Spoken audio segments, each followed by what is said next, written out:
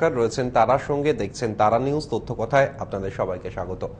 আজ পবিত্র বড়দিন, প্রভু যিশুর জন্মদিন, এবং গোটা বিশ্বে পালিত হচ্ছে এই দিনটি, এবং গির্জায় গির্জায় চলছে বিশেষ প্রার্থনা। আমাদের এই শহর, আমাদের এই রাজ্যেও গির্জায় গির্জায় চলছে বিশেষ প্রার্থনা। কিন্তু একটি গির্জা আমাদের সকলের চোখের সামনে রয়েছে, আমরা সকলে আসতে যেতে সেই গির্জাকে দেখি, হয়তোবা দেখি না। সেই গির্জার সঙ্গে জড়িয়ে রয়েছে এক অনন্য ঐতিহ্য। বলা যায় যে কলকাতার সবচেয়ে প্রাচীন চার্চ, সেন্ট জনস চার্চ। সেই চার্চের কথা বোধহয় আমরা অনেকেই জানি না, বা অনেকেই জানি হয়তো, কিন্তু অনেকেই জানি না। সময়ের সঙ্গে সঙ্গে অবহেলার অন্ধকারে সেই চার্চ আজ মলিন। ডালহৌসি চত্বরে এই চার্চটি, সেই চার্চের কথা তুলে ধরেছেন যে পরিচালক সুমন্ত্র চট্টোপাধ্যায় আজকে আমাদের তথ্যচিত্র সেই চার্চকে নিয়েই। সুমন্ত্রবাবু, আপনাকে স্বাগত তারা নিউজে। নমস্কার। প্রথমেই যে সেন্ট জনস চার্চ, এই চার্চের কথা আমরা হয়তো যারা কলকাতার লোক, যারা ডালহৌসি চত্বর থেকে প্রত্যেকদিন অফিস পাড়া দিয়ে প্রত্যেকদিন যাতায়াত করি, আপনি নিজেও বলছিলেন যে আপনি 7.5 বছর ওই চত্বরে চাকরি করেছেন, কিন্তু আপনি এই ডকুমেন্টারি করার আগে জানতেনই না যে এরকম একটা চার্চ আছে এবং তার এইরকম একটা ঐতিহ্য রয়েছে। কলকাতার সবচেয়ে প্রাচীন চার্চ বলা যায় যাকে। কিভাবে আপনি এই তথ্যচিত্রটা করার কথা ভাবলেন এবং করার দিকে এগোলেন? হ্যাঁ, সেই আবাসী রবীন্দ্রনাথ দিয়ে শুরু করতে হয়, দেখা হয় না এই চক্ষু মেলিয়া। অ্যাকচুয়ালি এই চার্চের কথা আমি জানতে পারি ইন্টারনেটে। তো ইন্টারনেটে জানতে পেরে আমার ভীষণ অবাক লাগে, এবং পুরনো কলকাতা আমার, আপনি বলতে পারেন, প্যাশন বেসিক্যালি। অথচ আমি এই চার্চের কথা জানতাম না। আমি জানতে পারি, দৌড়ে যাই, দেখি, এবং এক কথায় বলতে গেলে অভিভূত হয়ে যাই যে এরকম একটা জিনিস। এবং আপনি ঠিকই বলেছেন, এটা কলকাতার সব থেকে প্রাচীন চার্চ। কারণ কলকাতায় এর থেকে প্রাচীন যে চার্চ ছিল সেটা সিরাজউদ্দৌলা যখন ফোর্ট উইলিয়াম আক্রমণ করেন তখন সেটা নষ্ট হয়ে যায়, ধ্বংস হয়ে যায়। কাজেই এটা এখন সব থেকে প্রাচীন চার্চ, এবং এর মধ্যে যে কি আছে এবং যে কি ঐশ্বর্য আছে সে বলে বোঝানো যায় না।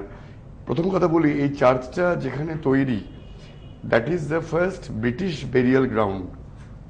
অনেক পরে অনেক অন্য বেরিয়াল গ্রাউন্ডগুলো তৈরি হয়েছে, এবং এখানেই শুয়ে আছেন জোব চার্নাক, কলকাতার প্রতিষ্ঠাতা।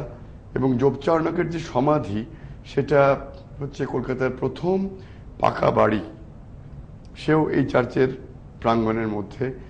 এখানে যে লেডি ক্যানিংয়ের সমাধি, এখানে আরও অনেক অসাধারণ জিনিস আছে। যেমন এর যে ঘড়িটা আমি ধরবার চেষ্টা করেছি আমার তথ্যচিত্রে, সে ঘড়ি নির্মাতা হচ্ছে লন্ডনের বিগ বেন যারা বানিয়েছেন সেই কোম্পানি। সে ঘড়ি কিন্তু এখনো চলছে, এবং এই চার্চ চালু হয়েছে 1787-এ। চিন্তা করতে পারেন কত পুরনো। সুমন্ত্রবাবু, আপনাকে একটু থামাবো। আপনার এই সমস্ত তথ্য, আপনার কথা আমরা শুনবো, এক্ষুনি সবটা শুনবো না, আমরা আস্তে আস্তে শুনবো। আপনি যে চার্চের, আপনার তথ্যচিত্রে যে নামটা দিয়েছেন, church bells from the past, এই নামের তাৎপর্য যদি আমাদের একটু বলেন। নামের তাৎপর্যটা এটাই, প্রথমত চার্চের সঙ্গে বেলস তো ওতপ্রোতভাবে জড়িত, কিন্তু ইন্টারেস্টিং পার্ট ইজ যে এই চার্চের এই বেল কিন্তু থেমে যায়নি। This church is not part of history. আজকেও সে চার্চে রেগুলার অ্যাক্টিভিটি হয়। So it is church bells started at past, but it still রিংিং now. So that's the thing. এবং এই এগিয়ে চলাটাই বড় কথা। অনেক বড় উদ্যোগ কিন্তু থেমে গেছে, ইতিহাস হয়ে গেছে। এই চার্চ ইতিহাস হয়ে যায়নি, ছত্রে ছত্রে ইতিহাস নিয়ে এখনো ইতিহাসের সাক্ষী হয়ে আমাদের সামনে দাঁড়িয়ে আছে এবং আরো এগিয়ে যাচ্ছে ইতিহাসের সাক্ষ্য বহন করে। আমরা একটা ছোট্ট বিরতিতে যাব, বিরতিতে যাওয়ার পর আমরা এই তথ্যচিত্রটি দেখবো, তারপর আমরা আবারও আলোচনায় ফিরবো। সঙ্গে থাকবে আপনাদের ফোন 40073264 এবং 40073265।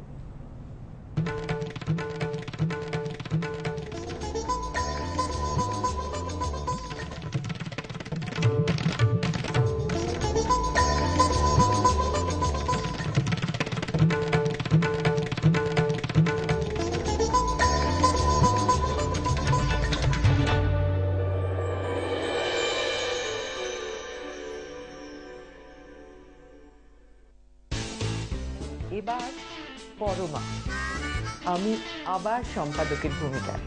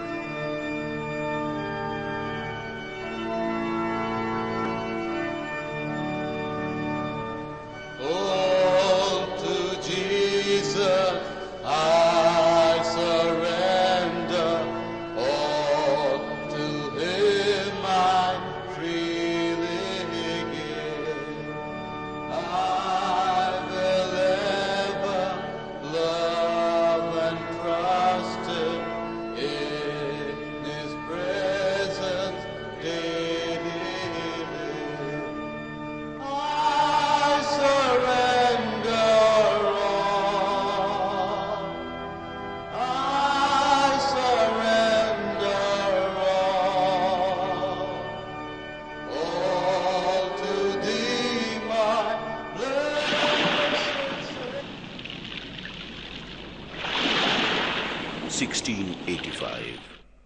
A silent, morose man, not popular among his contemporaries, named Job Charnock, assumed the position of agent and chief in the Bay of Bengal of the East India Company. Around 1663, Charnock had rescued a Rajput princess from being made into sati and married her. He renamed her Maria, and soon after he was wrongly accused of converting to Hinduism. Charnock was facing very hard time following company's refusal to pay 3.5% customs duty to Mughal Empire, stating that it is the breach of original Farman.